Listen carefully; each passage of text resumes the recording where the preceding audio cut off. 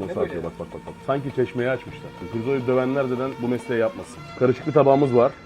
Soslu kuzu küşleme. Kuzunun en narin yeridir, yumuşak yeridir. Pirzolanın yağını görmek istiyor musun? Bence pirzolanın en güzel kısmı orası. Pirzolayı dövülmez zaten. Pirzolayı dövenler deden bu mesleği yapmasın. Yağın nar gibi kızarması lazım ki pirzolanın en lezzetli kısmı yağdır. Lavaşımızı yağlayacağız. Bu kuzunun kendi has yağı. Pirzolalar hazır oluyor. Son turları. Şunları da bir tur çevirelim şöyle. Bu arkadaşı da bir tur çevirelim şöyle. Kasap Murat'ta en kaliteli et yiyecekler her zaman. Daha kötü bir eleştiri almadık Emre'ciğim. Şükür.